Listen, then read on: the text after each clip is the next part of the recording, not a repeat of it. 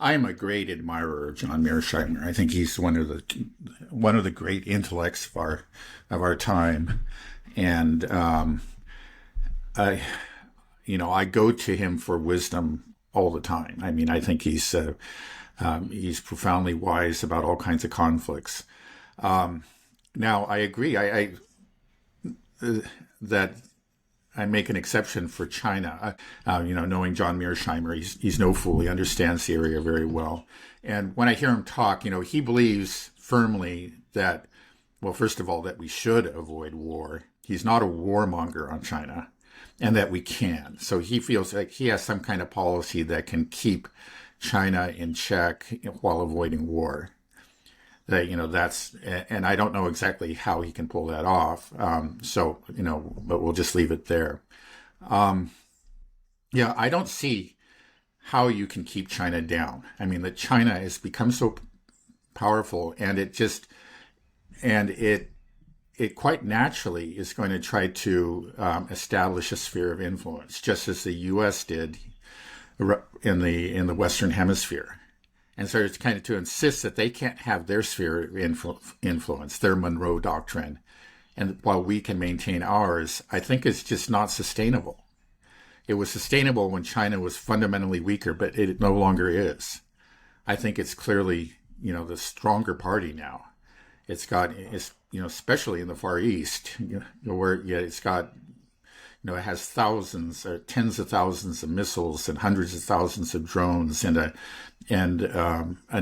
very large navy now that can more than match what the U.S. can bring to bear there.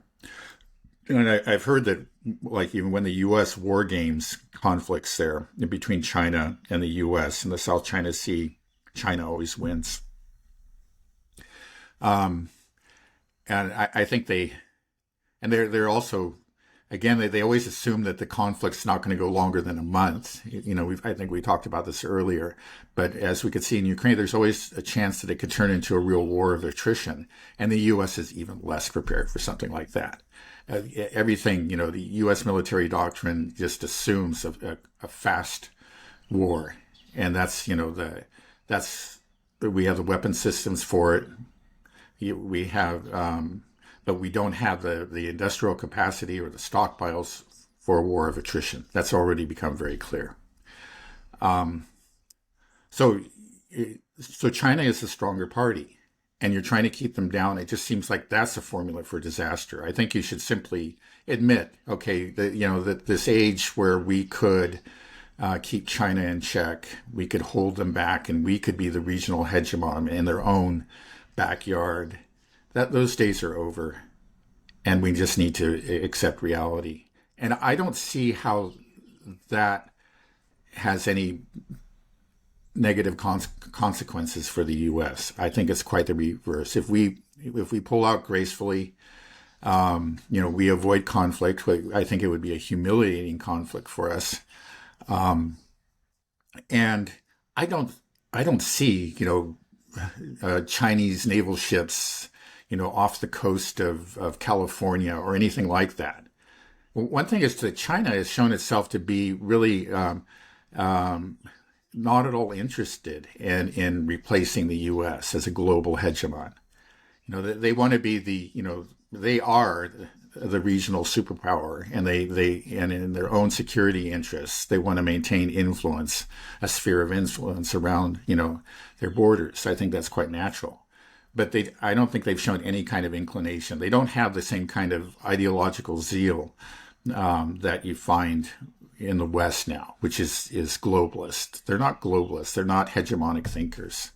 And so I don't see why it's a problem. I really don't. Again, there might be something in John Mearsheimer's thinking that I just don't know about. I'm sure there is. Again, because I have so much respect for the guy. I may be mischaracterizing his thoughts, but all I can do is present my understanding of his argument, and I think it's wrong when it comes to China. Now, it's interesting. Again, he has no hostility towards China. He's not like a lot of these American politicians and pundits who clearly, just hate China, just like others hate Russia. And you say, like, what's wrong with you? He has none of that. In fact, he often goes to China and he really loves China. And he's kind of a celebrity there when he goes to the universities. All the students want to have his signature or take selfies with him. He's adored there, even though they know that that he has this position vis-a-vis China.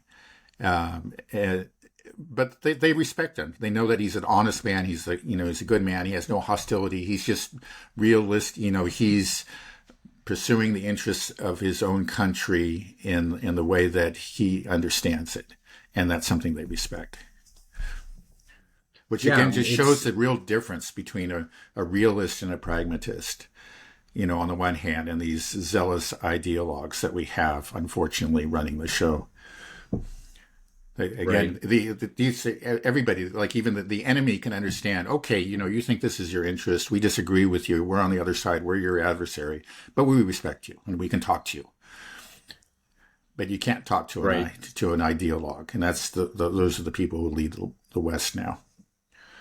Yeah, how do you think John Mearsheimer developed this position, this theory? Because, like you said, to me, it just doesn't make sense. I don't see it. I see the much greater threat is in our effort to contain China is how we start a war. Right. And then that's the real fear. Yeah, he believes that we can avoid that, but I'm not so sure. One thing is, he may not, he admits he doesn't really know Chinese history very well. And if you know Chinese history, you know about the century of humiliation. It was a time when the foreign powers divided up China. China was very weak. And then various Chinese warlords and made deals with the foreign imperialists, and those people are hated. I've seen many historical Chinese films and also period dramas that are set in the early 20th century, and the message that comes through again and again, it was that China was humiliated, and those Chinese who collaborated with those imperialists are evil and must be defeated. And when the Chinese look at Taiwan, they see the same thing all over again. They see these Taiwanese collaborating with an imperialist power, that's the U.S., attempting to it's the last vestige of that century of humiliation. And I think, that there's just no question that China's going to take back Taiwan. And it'll be immensely popular when it's done. It'll say this finally ended. That was the last, again, vestige of the century of humiliation, and we stamped it out. It would be a great victory for Xi Jinping. Xi Jinping's a very smart and cautious person, and he's not going to go in recklessly. But I think there's a chance that he will. I think there's a very powerful motivation that maybe John Mearsheimer doesn't understand.